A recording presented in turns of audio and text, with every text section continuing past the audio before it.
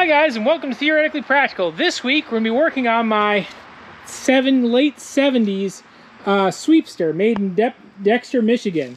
This is sort of a unique unit. They're out there, but there's not a whole lot of them, in that this has its own little engine, its own little sweeper, its own little hopper, and you can tow it behind a riding mower. Now, my street, as you can see, is very sandy.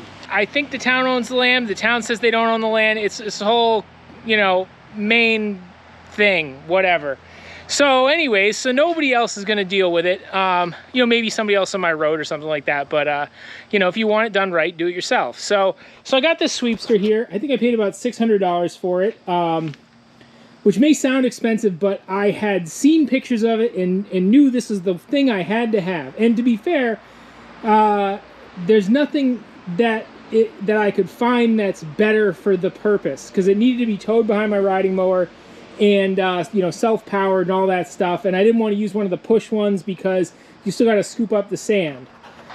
So we'll start here. This is the motor. It's got a special gear reduction on it. The motor runs great. We'll start it up in a minute.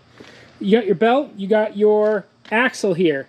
One thing I did do on both ends of this, because I had to take the axle out to change the brushes, the brushes were worn out when I got it, is I welded a nut on each end that, it's a hexagonal shaft too, but I welded a nut on each end that fits on my slide hammer, so that in the future, when I want to pull these axles out, and they're just two stub axles, I've got an easy way to do it. So that seemed like the thing to do at the time, and I think it still was. I also remade some of this part here. Nothing major. So we'll go around back to where the business is. You can see I definitely emptied it last time I used it.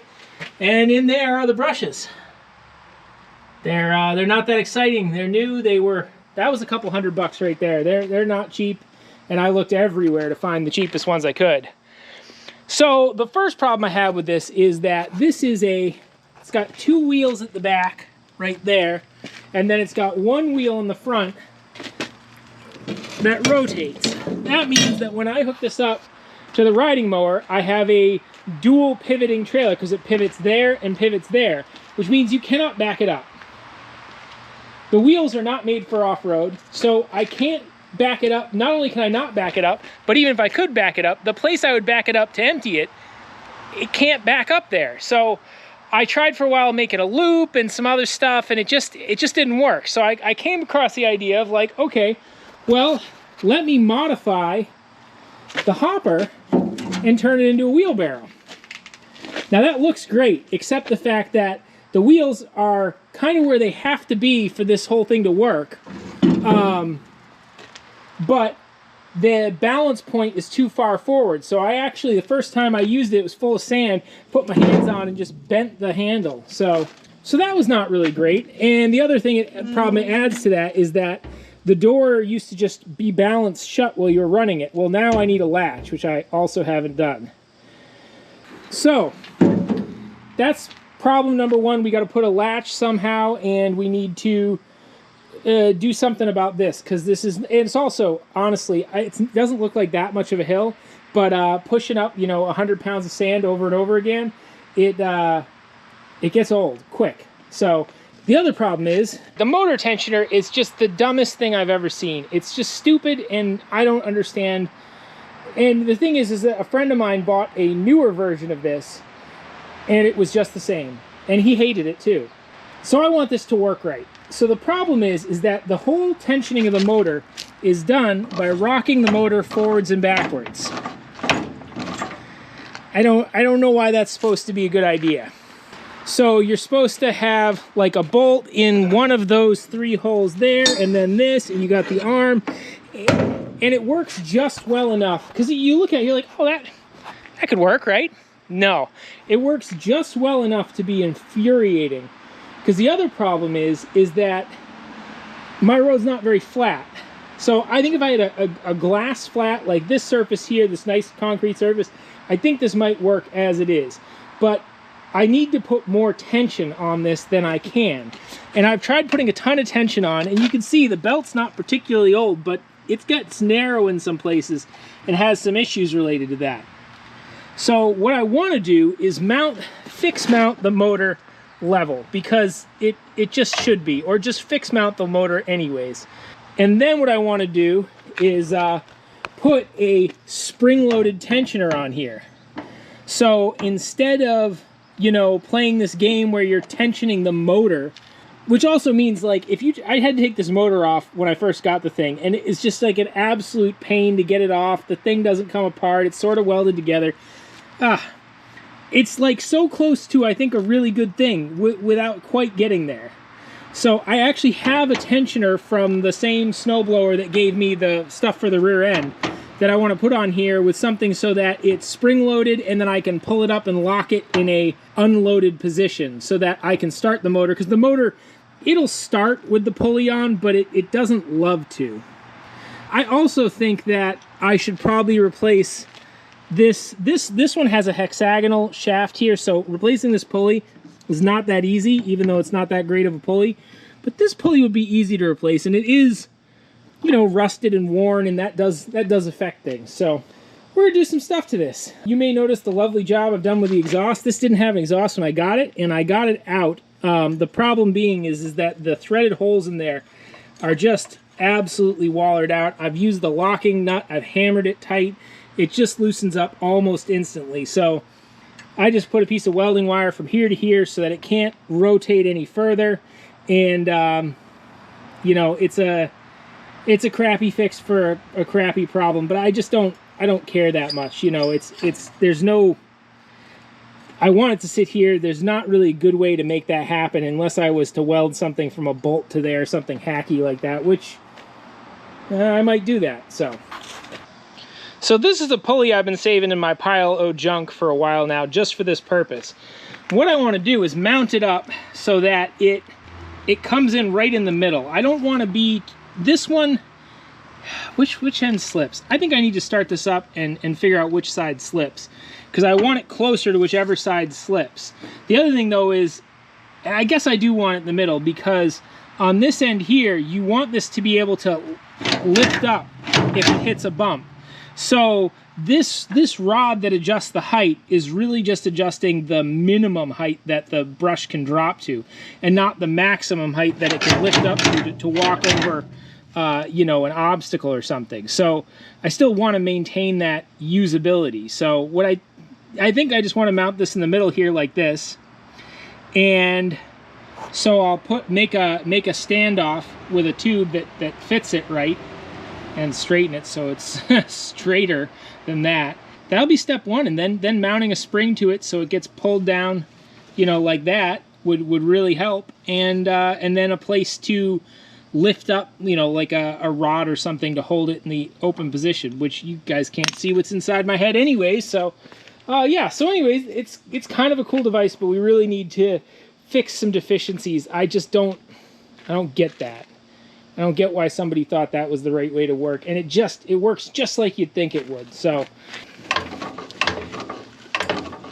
yeah, it's just like by the time you put enough tension on there, then you have put so much force that way against the slider that it locks up in place, and then it hits an obstacle and it can't ride over it because it's being pulled too tight. I don't get it. Can you tell this thing has frustrated me a little bit? I wanted it to work so bad. But we will figure this out, and then once we get that all good, we're going to turn this into a mower trailer, which is going to make this a little bit more of a pain in the ass to do. But basically, you hook on the front, you drag it around, you sweep, you sweep, you sweep. It starts blowing dust everywhere when it's full. But once it's full, you disconnect, you go around the back, you clip up to the trailer here, which will be a single, you know, point of trailer. So I'll be able to back it right up where I want it, and then I'll be able to let it go and dump it over to where I want to put it. So this is not that much to do. It's just needs to be done. Let's get this pulley situation sorted out. So with this motor tilted as back as far as it goes, there's going to be that's going to be in a decent spot for me. So I'm not too concerned about that. I will say that's tight, needs to be down there. So this lovely little unit's got to go somewhere around there. It's got to be forced.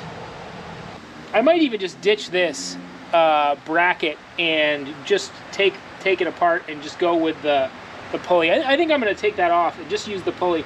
I think this bracket, it looks good, but it's not right for what I'm trying to do. So, okay, so apparently I lied about everything. I am going to use this bracket. I straightened it out now, and it seems pretty good. And what I'm going to do is I got this bolt I cut down to the right length on it, and it's going to go right here. So you're going to have that sort of a movement. It's lined up pretty well. I have a little adjustment left in the threads of the bolt, and what I'll do then is use my spring load spring and make a mount somewhere around here, and I'll just let it off the mount and then put it back on when I want to go again. Something to that effect. I don't know if that's what it'll be permanently, but that'll be for now anyways. And I'm just going to weld this right up on there. This is pretty heavy sheet metal. It's not like 16 gauge or anything like that. So, and it's right near the corner. That's why I picked the spot, so it will be less likely to bend or break. And if it looks like it's going to, I'll just reinforce it. But I think for now, this will get me there. And at least I just want this thing to work like decently well for long enough to know if it's worth doing anything with. So we'll do that, and then we'll put the spring on. A couple of good sized springs right here, and then we'll give it a little test, and you can kind of see how it works and what it does. And honestly, I'm still toying with the idea of leaving the handles on the back, because it's such a pain in the ass to go around to the back of it, unhook your mower, hook it up to the back, drag it up to the top of the hill, dump it off, come back down, back and forth. And, you know, it's good exercise, and, you know, whatever. It wouldn't kill me. So, well, it might, but not today. All right, guys, got some 6011 rod here. So this should do the job. That's looking right where I want it.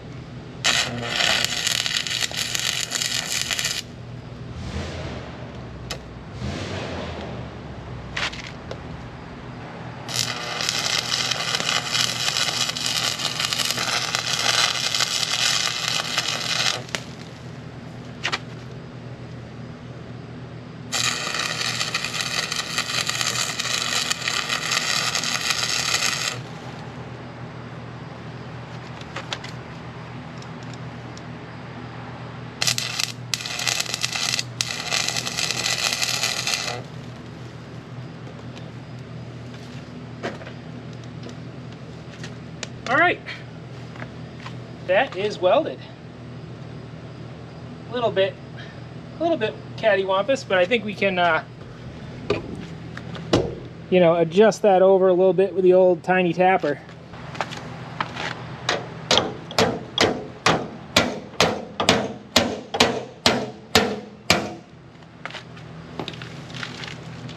Perfect.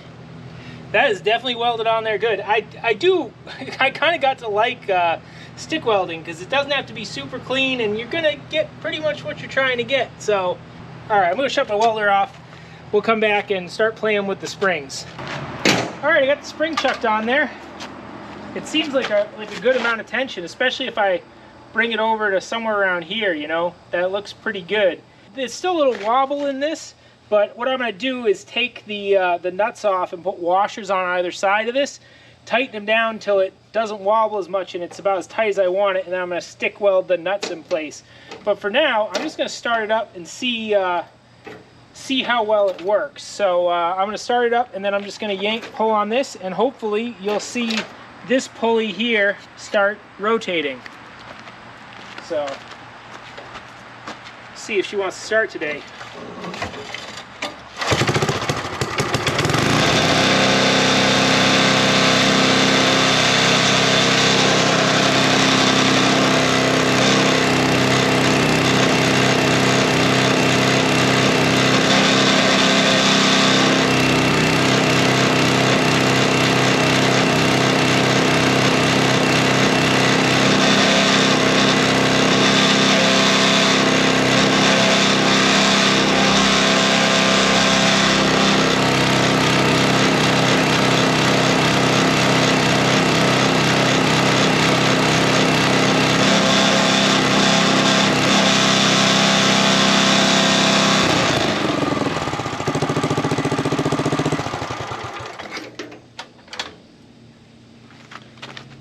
I swear I haven't started that today yet, or this week, or no, yesterday I guess I started for a minute.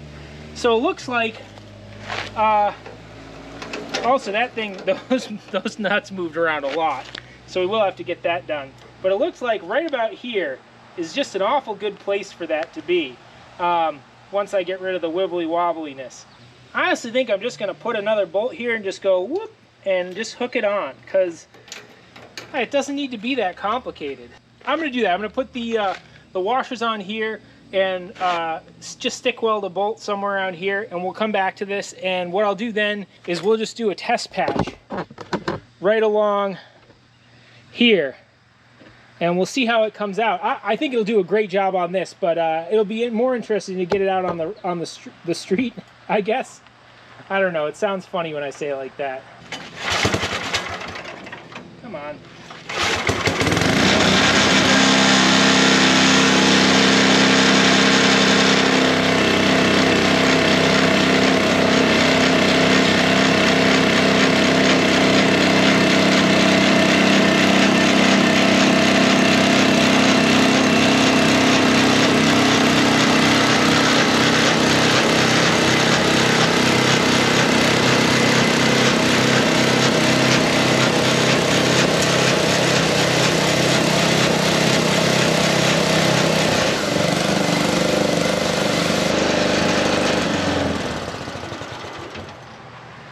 I gotta say, it doesn't look like it looks that much different in the camera, but that's pretty darn clear for one pass.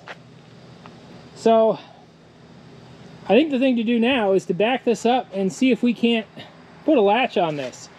We might still turn it into a trailer, but I think for the moment, we'll just put a latch on it, see where it takes us. So I had originally bought this fancy schmancy latch for this.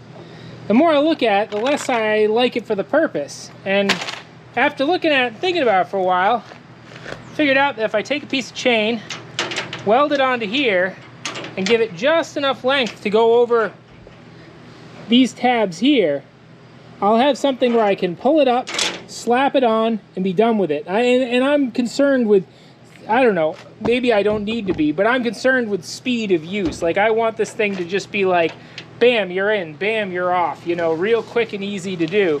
Because otherwise, I'm not going to do it, basically. I'm just not going to use the thing. So what I'm going to do is just retie this, maybe retie this thing, so that it's in the full upright and locked position.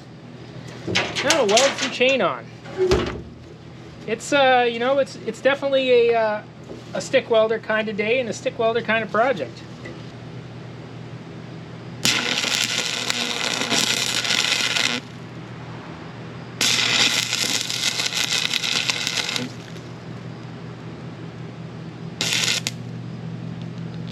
Oh, I stuck it.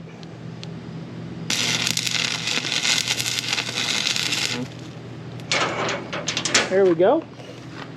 This is definitely galvanized, which is also why I'm much happier to be welding this outside than inside. So I'm just going to weld that right there.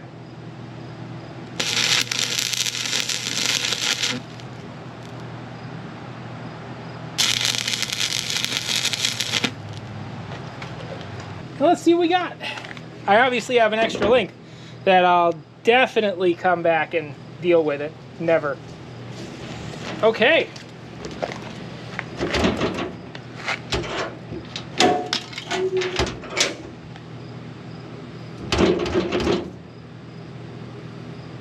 Wow. That was I feel like I should do that again just because it went well, it was easy, and my stick welds leave basically stick welding to be desired, but for what they're doing, I think it'll be fine. So then the plan is that when I get to, you know, full load on this thing, I'll just push up, pull back the latch, I got my wheelbarrow, I go dump it, I come back, I line it up carefully-ish. Yep. Flip it on. And I'm back in action. I like it. I do. All right, I'm gonna go get my my riding mower now. I'm gonna go get my riding mower and hook up and give this a shot. So if ever there were extreme duty for a street sweeper, wow, can't say that one time slow. This would be it. I mean, it's quite deep. You know, I don't think it'll get it one pass, but I think 3 or 4 or 5 passes. And I'd really like to do it today because it's gonna pour like, well, it's gonna pour tomorrow, I think, sometime. Well, at least before I get back from work. So pavement of the road ends right about there. But I'm gonna try to do this whole area, kind of clean it up a little bit and see how far I can get with it.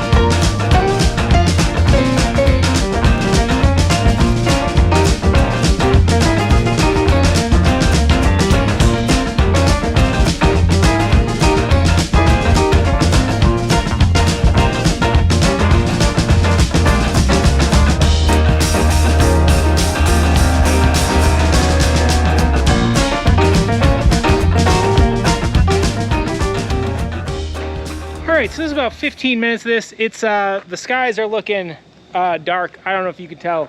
A storm is rolling in. So I figure I'll cut it off here tonight, but you'll notice like where I could stick my foot under, that is almost clean concrete, and even the little piles left are much, much less. So you might say, well, you didn't look like you removed that much material. You know, a light coating of sand looks like a heavy coating of sand, but there's a lot less sand there. So the other problem is that all the sand goes into the lake and it says all sorts of garbage with that. So, all right, well, it's hard to see the pile of sand that I made, but that's what I did in 15 minutes. And there's my foot for scale, and it's probably, I'm gonna say it's about half a yard worth of sand, so 400 or 500 pounds maybe, I don't know. It would have been a hell of a lot more work to do it manually down there, especially since, like, you know, shoveling, what are you gonna do? Shovel like a ½ an inch of sand at a time, sweep, but then a ½ an inch of sand is too much. So I don't know about this little sweepster here. I don't know, you guys tell me what you think about it. I mean, I'm gonna keep it because I think it's way better than doing it the hard way. But the second I ever get a skid steer, I'm getting one of these that's skid steer mounted, so I can just kind of boop and then just go dump it up there. Because on my 0.6 acres, I really need a skid steer, but I'm gonna have one. Can't stop me. Well, anyways, that's it for this week. Have a good one.